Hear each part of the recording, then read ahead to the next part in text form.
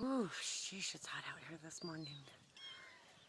It's because I have this long sleeve nightie on. I'm still in my pajamas on the back porch. It's 8:15. I need to call the electric company today because they've been calling me, and that means that they want to give me a disconnect notice or a heads up or something that they're going to give me a disconnect notice. You want to hear something crazy? Our These little kitties are driving me crazy. They still want their bottle, but they chewed them all up, and I can't make them nothing. We're going to go inside and leave them out here with the other kitties. Mother, come see these kids. There she goes. We're going to leave them out because they're driving me nuts. Get down. You have to, like, boot them back out the door. Go back out with your mother. Anyway, what they do, this crazy thing that the electric company does is they bring you a disconnect notice. It's called a door hanger. It's red. Anybody can see it a mile away. And golly, they're like little ninjas. Right. Anyone can see it a mile away and know that you're getting ready to get your electric disconnected. So, but what it says on the door hanger is this, that we came to visit you today to let you know that your services are going to be disconnected, but since we didn't disconnect it, we're going to do you a favor, and we're only going to charge you $25 because we hung this on your door. So instead of disconnecting it, we're just going to charge you 25 more bucks and let you know that we would have disconnected it, but we're not going to if you just call. So it costs you 25 bucks every time you see that thing hanging. And then if you don't call in then the next time they come up from down the way, they're going to cut you. Cut your service. There's one of them little dogs at the door. I'm tired. We got quite a lot accomplished this weekend. Finally, Miss Billy will reach her final resting destination today. Her funeral is at 6 o'clock this evening, and let me tell you, it is not after having pushed her family to the fullest level of dysfunction I think even possible. Matter of fact, after Billy is buried, I probably will never speak to anybody in her family again except for the two boys that my mom cares for. The other two, or the other 6 or whatever, can frankly kiss it. Right here. Kiss it. A few times. Anyway, so we've got that to look forward to this evening. They decided to have the dinner prior to the funeral instead of after because it's late in the evening. It's kind of a sundown funeral, which I think is kind of cool. But they've decided to have it over at that heifer's house that hates my mother, and so none of us will be inviting in, fellowship and food. We're just going to bury Billy, that's all, and get it done with, and be done with it, and put it behind us, because it has been a freaking nightmare dealing with these idiots that she brought into the world. If Billy has any idea what the hell is going on, she's mortified and embarrassed and probably in shock. Hopefully she went straight to heaven. Hopefully she's not still hanging around waiting for them to do something with that body. I don't think she is. When she was passing away, she told my mom that she saw her son, one of her sons, playing horseshoes with God. I thought that was so cool. And another thing she said was, she was smiling and my mom was holding her hand and sitting in the bedroom with her, and she was just smiling. And Mom said, Billy, what are you smiling at? And she said, oh, don't you see him? The boys have gone down to the river. I guess she was seeing things in her mind, going back in time. I don't know what she was doing, but she had a very enjoyable journey, and my mother made that possible. And every time these people act like freaking idiots, I just want to slap the shit out of them. I'm not sure this one isn't going to get just pounded before this is over with. But I will be respectful. I won't pound her at a funeral, but she's got an ass kicking coming. There ain't no doubt in my mind.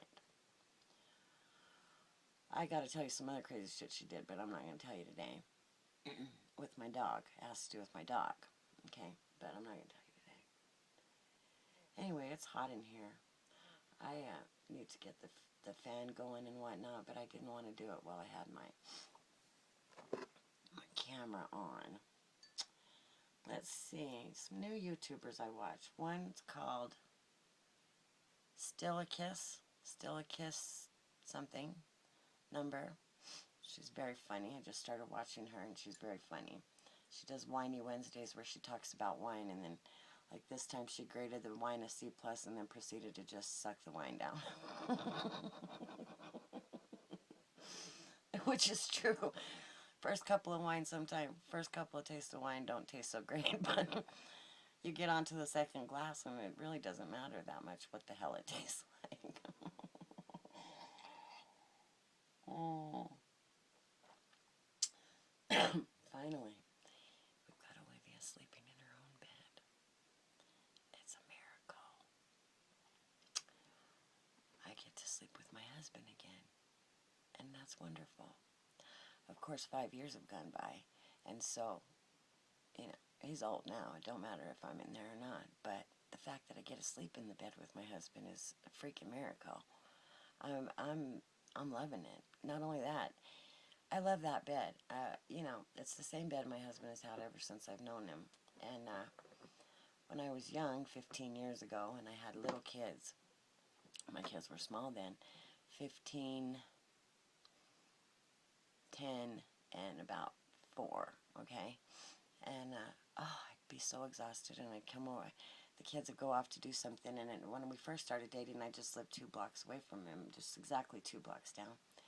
And I would come over here, and I would lay down on this man's bed, and I would pass out hard, cold every single time, because the bed was so comfortable, and it's nice and cool in his room, and ceiling fan, and, window open and everything. And I just love that bed. It would just knock me right out. Well, it's still the bed I have in there, and it's still very comfortable. I've missed sleeping with my husband. I've missed being in the same room with my husband. But when you have a little kid, that's what happens. And it doesn't matter if it's, your grandkid or your own kid or whatever. You get pushed out of the bed. It sucks. Anyway, 2 nights in a row I got to sleep in my own bed. Not over here in the baby room. It was really nice. And she's over in the pink room. All I had to do was move the damn TV. I should have thought of that sooner.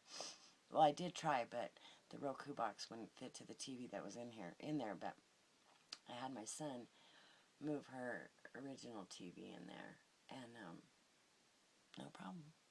Off to La La Land both nights, no problem. And she looks like a little peanut in that king-size bed in her room. It's so adorable. It's like she's this big and the bed's this big, and she's all in there all happy. I checked on her. She was fine. She's 5 years old, for Christ's sake. I was already, driving a tractor when I was 5, let alone sleeping in my mom's bed. Anyway, that's about the size of it today. I will try to get back in later. I did get over to my baby channel yesterday, and I do feel much better about that, and got some inboxes replied to. There weren't as many as I was expecting, so that was good. I just knew I was going to get pounded over there, and I didn't want to. I did have quite a few. There was about 20-some messages in there, but it wasn't 100 like I thought there might be. So I got most of those answered off, and so yeah, maybe my vlogging bone is fixed. It's not broken no more. I hope so, because I hate when I get out of the groove of doing something, and it's hard to get back in it when you get out of the habit of doing something for a little while. So, but vlogging is good for you, and somebody to talk to, somebody to vent, to help get a lot of stuff out that we just carry around with us. That's what vlogging is really good for. And when you look back at it, sometimes you just look back at it and go, well, that was stupid. Why was I so upset? But at the time, it seems big, right? All right. We're at 9 minutes and 49 seconds. So peace. Be blessed. I love you. Have a wonderful day. It's Tuesday.